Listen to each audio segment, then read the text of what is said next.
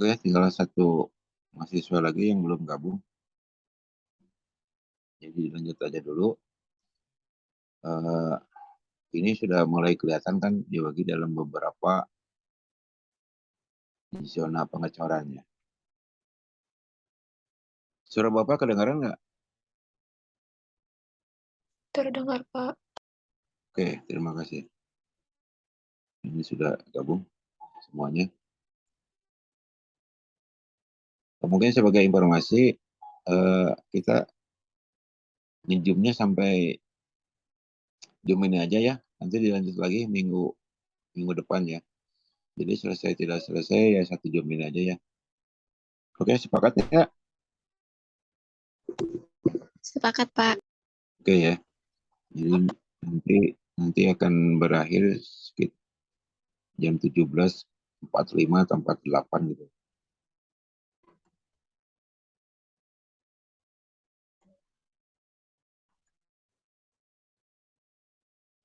Ini dari bangunan tadi itu kurang lebih seperti ini ya. Jadi ini zona 1, zona 2-nya, kemudian ke sana zona 3-nya ya. Nah, di sini kelihatan bahwa apa namanya, jumlah tingkat bekisting yang dirancang jadi dengan 2 tingkat bekisting. Gitu pula yang ini. Nah, mungkin ini Mbak Putri bisa di screenshot. Sudah, Pak. Oke, terima kasih. Nah, ini merupakan gambar-gambaran ya dari metode-metode pelaksanaannya.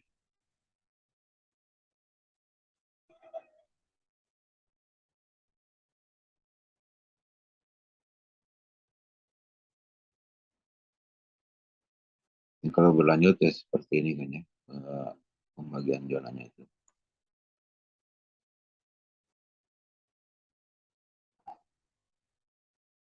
Kemudian kalau kita melihat ke rancangan-rancangan yang lainnya gitu kan ya, dari metode pelaksanaan ini. Jadi ada sistem zona, kemudian ada siklusnya gitu kan ya.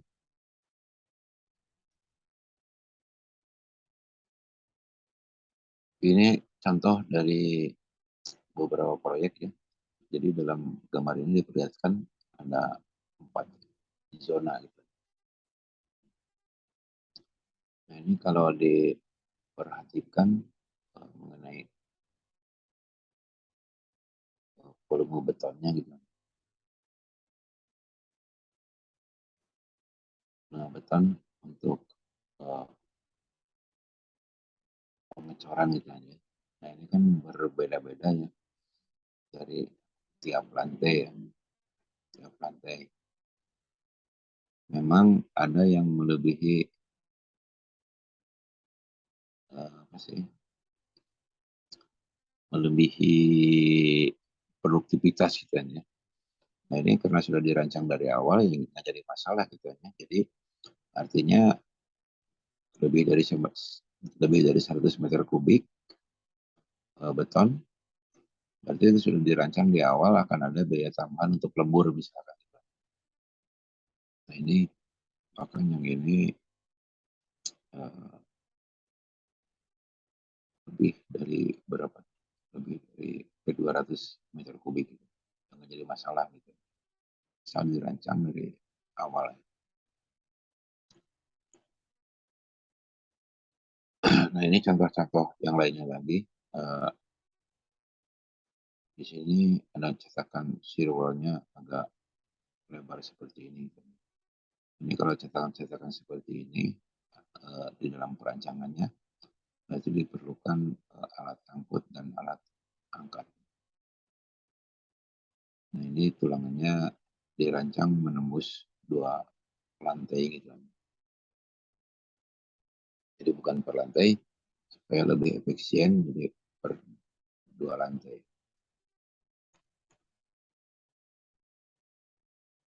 Ini kalau kita lihat di pekerjaan kolom ya, Nah, ini sudah cerita mengenai metode kerja ya. Di kolom ada pengukuran, pembersihan, bekisting, pengecoran, dan setelah pengecoran. Nah, apa yang dilakukan di dalam pengukuran, nah itu markingnya ya. Marking, kemudian seperti kolomnya, bagaimana, kemudian dicek mengenai posisi-posisi dari cetakan kolom itu supaya sesuai dengan koordinatnya ya. Jadi seperti ini, di pengerjaan pengukuran. Kemudian di pengerjaan pembersihan seperti apa gitu. Nah, ini proses awalnya adalah seperti ini. Jadi tulangan dipabrikasi terlebih dahulu. Jadi pabrikasi itu dipotong, dibengkok sesuai dengan ukurannya, kemudian di dirakit gitu kan ya. Nanti yang di sininya,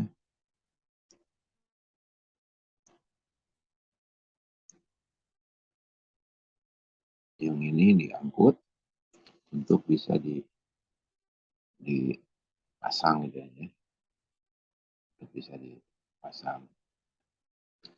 Nanti di akhir pemasangan itu nanti harus dicek mengenai jarak-jarak tulangannya yang terpasang ya, sampai kelewat.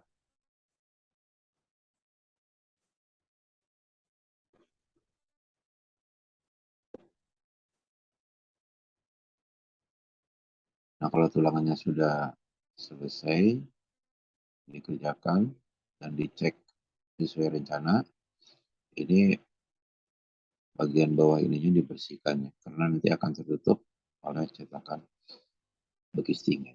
Cetakan bekisting. Jadi ini dibersihkan dulu. Nah, kemudian di dalam pengecoran tentu saja harus menggunakan tremi kan ya. Nah, ini menggunakan bucket ya. Jadi menggunakan tremi. Tapi sebelum dilakukan pengecoran, ini suhu betonnya dites terlebih dahulu ya, atau dicek jangan sampai melebihi 35 derajat Celcius atau 30 derajat Celcius, tergantung dari spesifikasi yang dicantumkan ya di dalam dokumen kontraknya itu. Kemudian dites selangnya, kemudian dicoretkan gitu.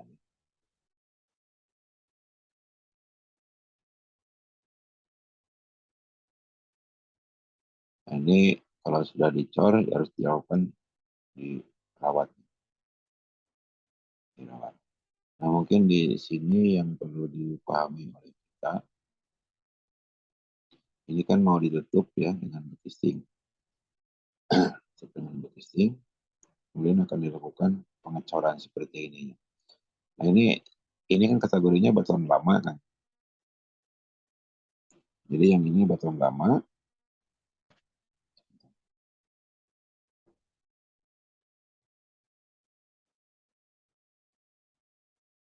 Jadi ini kategorinya beton lama. Sedangkan eh, kalau ininya dicor, nantinya itu menjadi beton baru kan. Di kolomnya kalau sudah dicor, menjadi beton baru. Nah, bagaimana hubungan di sini kan? Hubungan di sini supaya menjadi satu kesatuan. Nah, itu sebelum dilakukan pengecoran itu harus disiram dulu ya dengan cairan karbon, namanya karbon sebagai bahan perekat untuk menyambungkan beton lama dengan beton baru. Begitu pula untuk dibalok, dibalok eh, harus disiram dulu dengan cairan karbon. Ada juga yang menggunakan cairan semen gitu kan ya. Nah, itu tidak dianjurkan ya kalau hanya cairan semen ya. Jadi yang dianjurkan cairan sesuai dengan peruntukannya, yaitu cairan karbon gitu. Nah, itu untuk menyambung beton lama dengan beton baru. Nah, mengenai pedoman atau standar sebagai acuannya, itu ada yang 48 jam, ada yang 24 jam ya. Tapi kebanyakannya diambil yang 48 jam. Jadi kalau beton lamanya sudah berumur lebih dari 2 hari, maka wajib menggunakan perekat beton. Tapi kalau kurang dari 48 jam, jadi tidak perlu menggunakan cairan karbonnya. Tapi itu harus dilihat di dalam speknya ya, apakah dicantumkannya 24 jam atau dicantumkannya 48 jam gitu, supaya pasti aja ya.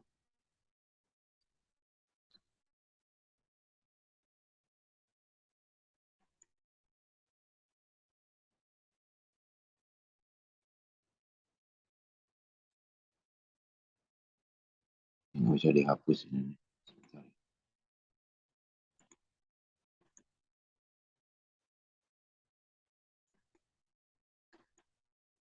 Oke, setelah dirawat berarti pekerjaan kolom selesai. Sekarang ke bagian balok, ya prinsipnya sama ya. Jadi ada pengukuran, eh, pasang bekisting. Kalau balok kan bekisting dulu ya, bukan besi dulu ya.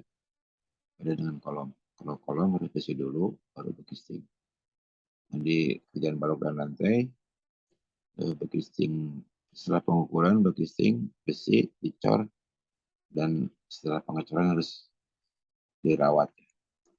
Jadi ini pengukuran untuk menentukan elevasi baloknya. Ini karena ini apa namanya, momoknya pakai PCH ya, jadi bukan suka peling, jadi seperti ini. Ini bisa disettingkan dengan diukur ininya ya, diukur ininya bagian bawahnya dengan menggunakan bak ukur. Kemudian ini jack ininya dinaikkan atau diturunkan, diputar sesuai dengan elevasi yang direncanakan. Ini kalau menggunakan alat ukur. Tapi kalau alat ukur ini ya, alat ukur pengukurannya misalkan teodolit gitu ya. Tapi kalau manual dicetakan kolomnya itu sudah terlihat ada batasannya ya, ada batasan elevasinya ya. Oke, nanti diperlihatkan ini gambarnya kalau keburu waktunya ya. Nah ini jadi elevasi balok-balok ini sudah disesuaikan untuk ketinggiannya ya. Kemudian pembersihannya ini dicek benar ya, termasuk dengan beton deckingnya ya. Kemudian setelah besi terinstall semuanya, termasuk dengan lantai-lantainya, kemudian dilakukan uh, pengecoran. Pengecoran. Ini sebenarnya proses pengecoran sama ya. Jadi harus diawali dulu dengan tes selang, kemudian sebagian diambil untuk uh, pengujian betonnya ya. Dalam hal ini untuk silinder betonnya ya. Dan harus selalu dimonitor menggunakan alat waterpas untuk memonitor elevasinya ya. Jangan sampai ketinggian gitu, atau kerendahan gitu. Kalau kerendahan berarti ketebalan platnya tidak sesuai rencana. Kalau kelebihan berarti terlalu tebal ya. Dan itu kalau hitung-hitungan strukturnya sangat apa sih, sangat mepet gitu ya, itu akan mempengaruhi pembebanan.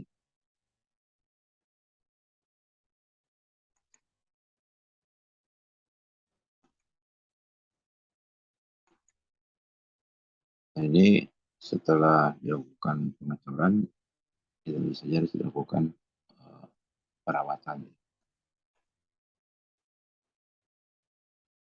Nah mungkin ini yang bisa Bapak sampaikan di awal ya. Satu lagi bahan ajar ya, yang ada tugasnya mungkin minggu depan aja, karena sekarang sudah pukul 5 lebih dari 21 menit gitu ya. Nah, mumpung ada waktu sedikit lagi, Bapak ingin menyampaikan yang ini aja nih.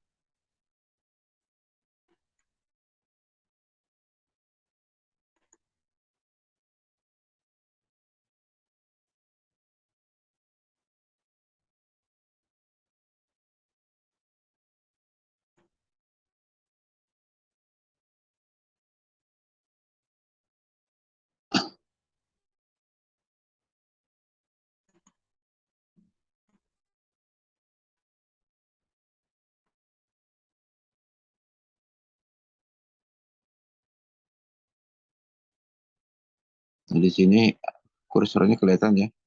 Ini di sini ada tandanya ya. Ada tanda elevasi kolom.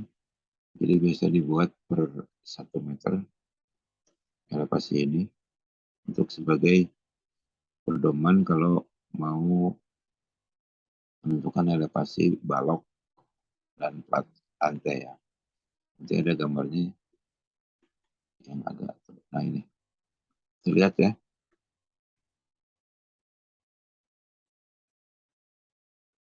kelihatan ya, kelihatan. Lihat, Pak. Terlihat, Pak. Nah itu yang segitiga atas bawah itu untuk itu menunjukkan untuk as baloknya.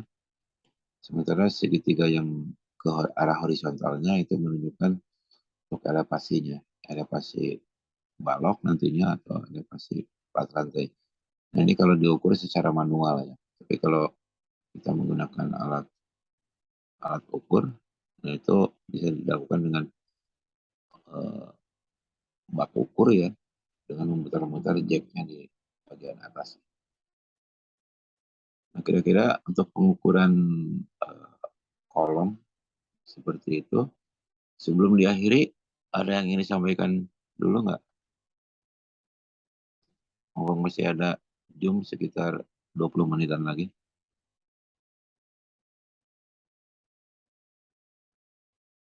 Halo, ada nggak? Dari saya belum ada, Pak.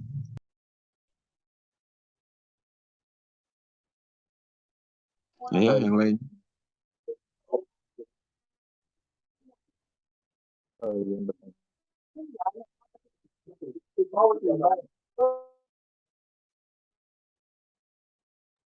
Apakah ada suaranya, Pak?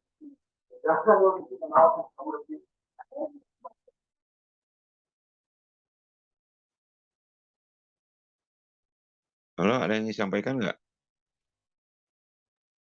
Dia bertanya, Pak. Mas Salman, iya silakan Mas Salman. Iya, Pak. Tadi Iya, kan menyinggung soal zoning, Pak. Kalau buat menentukan zoning itu ada batasnya nggak? Kayak misalnya dari 1/4 bentang atau setengah bentang dari balok atau di tengah-tengah kolom, Pak?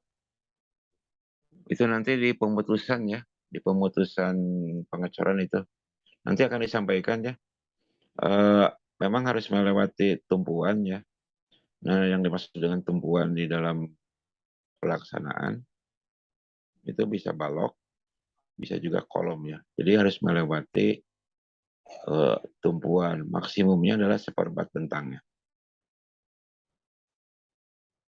Jadi nanti akan disampaikan di apa tadi di pembelajaran berikutnya itu ya, untuk batasan-batasan di dalam sistem zona gitu ya, atau sistem zoning ya. Kira-kira begitu Mas Salman? Baik, Pak. Terima kasih banyak, Pak. Ya ya. Oke, yang lainnya lagi?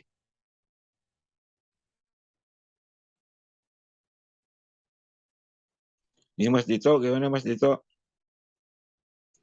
Ada yang disampaikan? Belum ada Pak dari saya Pak. Mbak Krisna ada?